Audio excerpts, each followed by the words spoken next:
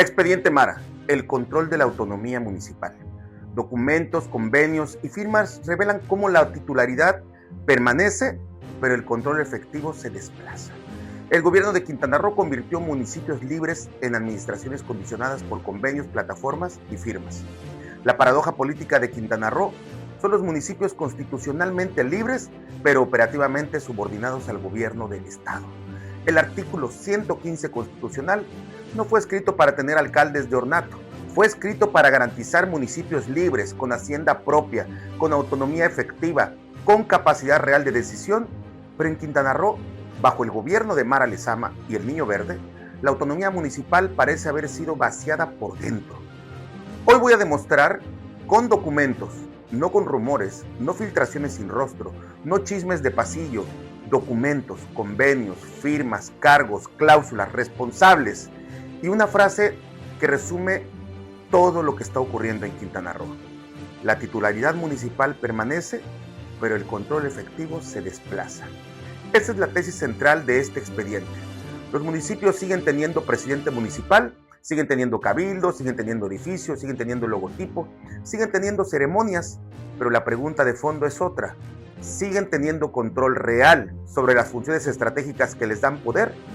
Porque si el municipio conserva la fachada, pero pierde el control de licencias, movilidad, multas, saneamiento, predial, catastro, plataformas, bases de datos, ejecución fiscal y mecanismos de recaudación, entonces ya no estamos ante una simple modernización administrativa, estamos ante una captura silenciosa del municipio, y esa captura no ocurrió sola, no cayó del cielo, no fue un accidente burocrático, fue una arquitectura, una fórmula bien estructurada donde el flujo del poder y del dinero cobran vida. Y esa fórmula tiene historia y muchos cómplices. Para nadie es secreto que en Quintana Roo el proyecto del Niño Verde Jorge Emilio González Martínez fue primero controlar municipios estratégicos como Benito Juárez, después controlar obviamente al Estado y finalmente imponer una candidatura propia, aunque muchas veces vestida con siglas ajenas como la de Mara Lezama con Morena. Primero Benito Juárez, donde está Cancún, después Puerto Morelos, después Bacalar, después Playa del Carmen, después Cozumel, después Tulum, después Lázaro Cárdenas, y alrededor de todo eso, diputaciones locales, diputaciones federales, Senado, Congreso estatal, gobierno estatal, gabinetes municipales, estructuras partidistas y una red de alcaldes alineados, dóciles o políticamente endeudados. A eso se suma la arquitectura judicial construida en Quintana Roo con Hayden Cebada Ramírez en la presidencia del Tribunal Superior de Justicia, dentro de un poder judicial donde la elección popular terminó convertida en los hechos en una selección política previa de perfiles convenientes. Pero eso será tema para otra videocolumna. Hoy vamos al dinero, al control. Vamos a los documentos, porque esta ecuación ayuda a entender el expediente Mara Lezama y donde se suma Eugenio Segura. En los hechos, Mara Elena Hermelinda Lezama Espinosa es la titular del Poder Ejecutivo Estatal, pero en la operación política, Mara no aparece sola. A su alrededor se articulan intereses, operadores, funcionarios financieros, legisladores, alcaldes y grupos de poder que han contribuido a una descomposición profunda de la autonomía municipal en Quintana Roo en casi todos los ayuntamientos, porque todavía faltan 2 por lo menos en firmar catastralmente lo que ya es un hecho. Durante buena parte de la construcción de esta arquitectura financiera, Eugenio Segura encabezó Cefiplan, la Secretaría de Finanzas y Planeación del Gobierno de Quintana Roo. No es un dato menor, es un dato central. La arquitectura financiera que hoy opera en Quintana Roo se desarrolló mientras él estaba al frente de las finanzas estatales. Es decir, entre Gino Segura, quizás Cuitláhuac Bardán Esquivel y otros más, diseñaron todo esto que ha vaciado prácticamente el poder de la autonomía municipal. Y él, Gino Segura, ahora quiere ser gobernador, pero no solo quiere él, lo quiere Mara Lezama, lo quiere el grupo político que hoy gobierna en Quintana Roo, lo quiere la estructura que representa la continuidad del gobierno del Niño Verde, lo quiere la élite de expriistas reciclados, incrustados y beneficiados en el poder del Partido Verde, y por eso Analizar este expediente no es hablar del pasado, es hablar de la sucesión, es hablar del futuro de Quintana Roo, es hablar del modelo que pretenden prolongar, porque Eugenio Segura no representa simplemente a un aspirante más, representa la continuidad de un sistema, representa el modelo financiero y político que permitió concentrar poder estatal debilitando la autonomía municipal. No porque lo diga yo, porque los documentos, las reformas, los convenios y los hechos hablan por sí mismos. Comencemos. Abril del 2023. Se aprueba el decreto 058. A partir de ese momento, la emisión de licencias y permisos de conducir deja de estar bajo control directo municipal y pasa al ámbito de Inmovecro, un organismo del gobierno estatal. La narrativa oficial habló de modernización, habló de eficiencia, habló de tecnología, habló de orden, pero después aparecen los convenios y los convenios dicen otra cosa. Tengo en mis manos un convenio de coordinación para la asunción de facultades en materia de tramitación en la emisión de licencias y permisos de conducir, celebrado entre el gobierno del estado Inmovecro y el ayuntamiento de Cozumel. Este dato y esta documentación no es cualquier cosa y me fue proporcionada por un alto funcionario del ayuntamiento de Cozumel que se dice no solamente harto, se dice preocupado, porque en Cozumel, como en Benito Juárez, como en Felipe Carrillo Puerto, como en Puerto Morelos, como en Bacalar, como en Otompe Blanco, la capital del estado, como en casi todos los ayuntamientos, la asunción de facultades es una evidente violación a la Constitución de la autonomía municipal en el 115 constitucional. Claro, está legalizado, de alguna manera, con argucias. Fíjense, asunción de facultades no dice apoyo, no dice asesoría, no dice acompañamiento, tampoco dice colaboración inocente. Dice asunción de facultades este documento. Y cuando un documento público habla de asunción de facultades, no estamos hablando de una ayuda administrativa, estamos hablando de una transferencia de atribuciones que antes ejercía el municipio de manera autónoma. Además, haciendo cumplir la ley, porque el 115 constitucional no habla única y exclusivamente de un cabildo por hablar, ni de un presidente por ser presidente. Habla de una administración que tiene libertad para administrar su hacienda pública. Y eso, ahí es donde está la transgresión precisamente. Esa es la primera gran señal. Aquí están los nombres. Por el gobierno del estado firma Luis Rodrigo Alcázar Urrutia, entonces director general de Inmovecro. También firma Marta Parroquín Pérez, que todavía continúa en el cargo, que es secretaria de Finanzas y Planeación. Y por el ayuntamiento firma José Luis Chacón Méndez, presidente municipal de Cozumel, quien horrorosamente ha entregado, por alguna cuestión, me imagino, muy personal, la autonomía municipal al gobierno estatal. Y aquí hay un municipio que firma la entrega de una facultad estratégica. Ahora veamos, ¿qué pone el municipio? Fíjense nada más. El convenio obliga al ayuntamiento a proporcionar instalaciones, proporcionar personal, proporcionar mobiliario, proporcionar equipos, registrar trámites, resguardar expedientes, administrar materiales. Es decir, el municipio pone la infraestructura completa, pone el personal, pone la operación, pone el territorio, pone la ventanilla, pone la cara frente al ciudadano. Pero la pregunta es, ¿qué obtiene y qué controla el Estado?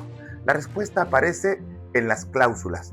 Inmovecro supervisa, Inmovecro valida documentación, Inmovecro administra la plataforma, Inmovecro controla el sistema informático, Inmovecro designa supervisiones, Inmovecro realiza auditorías, Inmovecro puede solicitar sustitución de personal, o sea, despidos, Inmovecro puede suspender operaciones, incluso Inmovecro puede rescindir el convenio. Entonces, ya no estamos discutiendo quién atiende la ventanilla, estamos discutiendo quién manda sobre el sistema, porque si el municipio pone personal, edificios, operación y recursos, pero el Estado supervisa, audita, valida, controla la plataforma, define el sistema, puede suspender operaciones y puede rescindir el convenio, la pregunta es inevitable. ¿Dónde quedó la autonomía municipal? Y aquí está la trampa, porque aparentemente se le está otorgando el 80% de los ingresos al ayuntamiento y el Estado solo se queda con un 20% supuestamente para gastos logísticos. Y aquí aparece otro dato importante. En el mismo convenio se establece una distribución de recursos. Y alguien podría decir, entonces, ¿cuál es el problema si el municipio conserva el 80%? Precisamente ahí está la trampa más sofisticada. El objetivo no parece ser quedarse con toda la recaudación visible. El objetivo parece ser quedarse con el control. Y quien controla el sistema controla mucho más que el dinero que aparece en una tabla de distribución. Controla información, controla permisos, controla tiempos, controla autorizaciones, controla revisiones, controla negativas, controla multas, controla supervisiones, controla expedientes, controla plataformas, controla presión administrativa. Y en México, donde la corrupción institucional ha sido históricamente un negocio paralelo al presupuesto público, controlar el sistema puede valer mucho más que quedarse con el 20 o el 80% de la recaudación visible. Ese es el punto que nadie quiere tocar.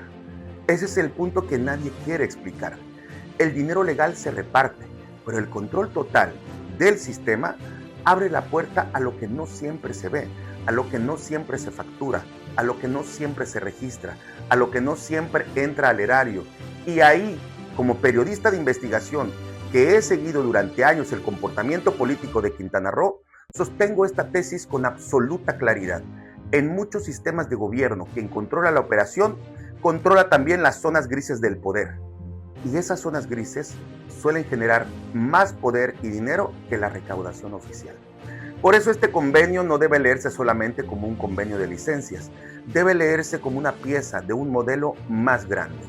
Primero las licencias, después la movilidad, después las multas, después los fideicomisos de saneamiento ambiental, después los convenios prediales, después el catastro, y ahí aparece el segundo documento clave, el convenio de colaboración administrativa para la consolidación de la plataforma estatal de información catastral y registral entre el gobierno del estado de Quintana Roo y el municipio de Benito Juárez. Aquí ya no hablamos de licencias, aquí hablamos del corazón financiero del municipio. El catastro, la base de datos del predial, la radiografía económica del territorio, el mapa de los predios, de los propietarios, de los valores, de las claves catastrales, de la información inmobiliaria y del potencial recaudatorio municipal. El catastro no es una oficina menor. El catastro es poder, es dinero, es información estratégica y quien controla la información catastral controla una parte fundamental del municipio. No son sombras, no son rumores. Son autoridades firmando un modelo que integra al municipio a una plataforma estatal. El convenio señala que el municipio se compromete a usar la plataforma de gestión catastral proporcionada por el gobierno del estado para realizar todos los procesos catastrales cotidianos. Y también establece que la información municipal se integrará al sistema estatal de información y gestión catastral. También obviamente establece que el municipio debe actualizar permanentemente en tiempo real el padrón estatal y establece que el municipio debe informar al Estado qué personal tendrá acceso a la plataforma para que el propio Estado asigne claves de acceso y validaciones, todo el control. Establece incluso que el municipio debe proporcionar al gobierno del Estado información sobre tablas de valores, avalúos, bases de datos y cartografía. ¿Entienden la dimensión de todo lo que estoy presentando en esta videocolumna? No estamos hablando de una colaboración menor. Estamos hablando de que el municipio alimenta, actualiza, opera y depende de una plataforma estatal para funciones catastrales que impacta directamente el predial. Y todo esto bajo el control absoluto del Estado. Y obviamente el predial es el impuesto municipal por excelencia.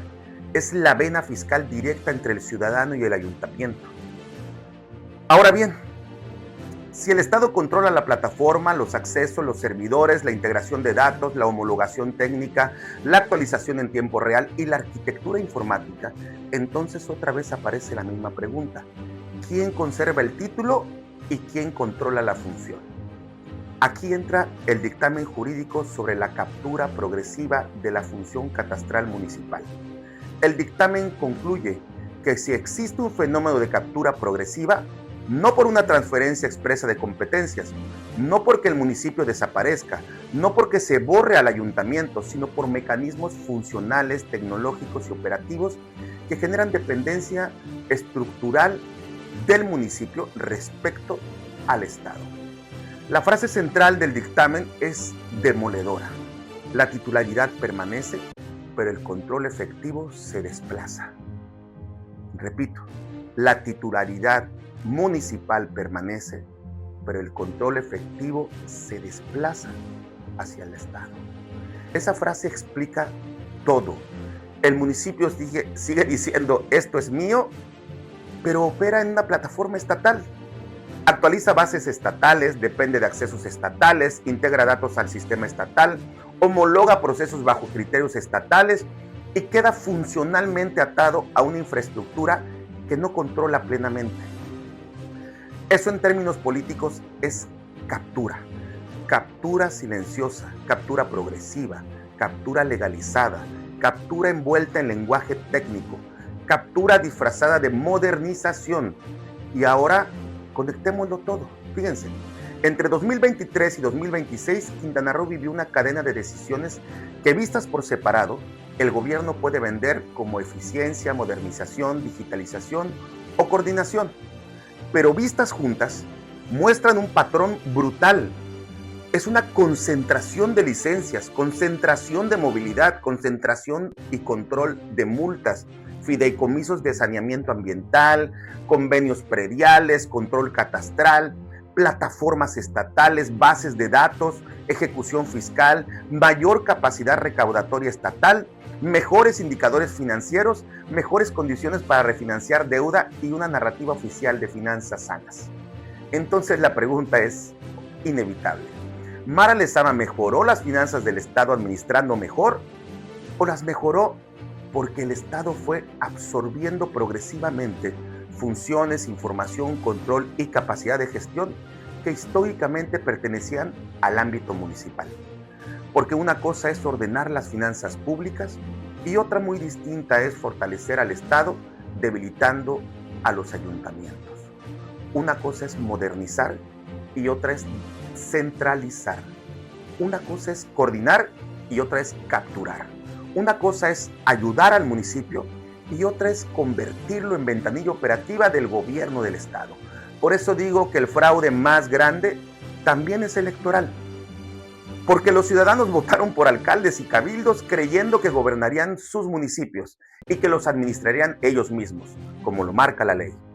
Pero si las funciones estratégicas se van desplazando hacia el Estado, entonces el ciudadano votó por una autoridad que cada vez controla menos. Votó por un alcalde que no administra, pero el sistema lo decide precisamente el Estado, la gobernadora. Votó por un cabildo, pero la plataforma la controla otro. Votó por un ayuntamiento, pero las funciones esenciales se alinean desde arriba. Ese es el fraude político de fondo, no necesariamente el fraude de una urna, sino el fraude de la representación, porque el ciudadano cree que eligió a quien manda, pero los documentos empiezan a mostrar que otros controlan los mecanismos reales del poder municipal, y esto no habría sido posible sin cómplices políticos. Hubo alcaldes que firmaron, hubo cabildos que aprobaron, hubo diputados que votaron, hubo funcionarios que diseñaron, hubo secretarios que operaron, hubo partidos que alinearon, hubo una coalición que permitió transformar la autonomía municipal en moneda de cambio. Por eso, esta historia no termina en Mara Lezama, empieza con Mara Lezama, porque ella es la titular actual del Poder Ejecutivo Estatal, pero alcanza a Eugenio Segura porque durante buena parte de la construcción de esta arquitectura en este modelo de finanzas y de control, él condujo las finanzas estatales desde Cefiplán. Alcanza a los funcionarios que firmaron, por supuesto, alcanza a los alcaldes que aceptaron, alcanza a los cabildos que no defendieron a sus municipios, alcanza a los diputados que no defendieron el artículo 115 constitucional, alcanza a todos los que, teniendo obligación de defender la autonomía municipal, eligieron defender su carrera política, su grupo, su facción, su candidatura o su futura reelección. Y aquí hay una pregunta que debe ser seguramente brutal en los oídos de cada el que la escucha. ¿Por qué prácticamente no hubo resistencia? ¿Por qué alcaldes que debían defender a sus municipios firmaron convenios que desplazan control? ¿Por qué cabildos que deberían ser contrapeso terminaron actuando como oficialía de partes? ¿Por qué diputados que debían cuidar la Constitución terminaron acompañando reformas que fortalecen al Ejecutivo estatal? ¿Por qué todas las piezas se alinean en una misma dirección? Porque cuando una reforma ocurre puede ser casualidad, cuando dos reformas ocurren puede ser coincidencia, pero cuando ocurre una cadena de reformas, convenios, plataformas, fideicomisos, recaudación, catastro y control operativo, todas apuntando hacia el mismo centro del poder, ya no estamos hablando de casualidad, estamos hablando de modelo, y ese modelo tiene nombre: concentración de poder. Casi una dictadura administrativa, una dictadura silenciosa, no con tanques, no con botas, no con soldados en la calle, sino con papeles membretados, con decretos, con convenios, con firmas, con cláusulas, con plataformas, con sistemas, con padrones, con datos, con recaudación, con cabildos sometidos, con diputados obedientes y sumisos, con alcaldes políticamente endeudados. Así se vacía una autonomía, no desapareciendo el municipio, sino dejándolo de pie, pero quitándole los controles. Por eso la pregunta final no es si los municipios de Quintana Roo existen. Claro que existen. La pregunta es si todavía mandan, si todavía deciden, si todavía controlan sus funciones estratégicas, si todavía administran su hacienda con libertad real. Porque el artículo 115 constitucional no fue escrito para tener alcaldes decorativos. Fue escrito para garantizar municipios libres, con hacienda propia, con autonomía efectiva, con capacidad real de decisión.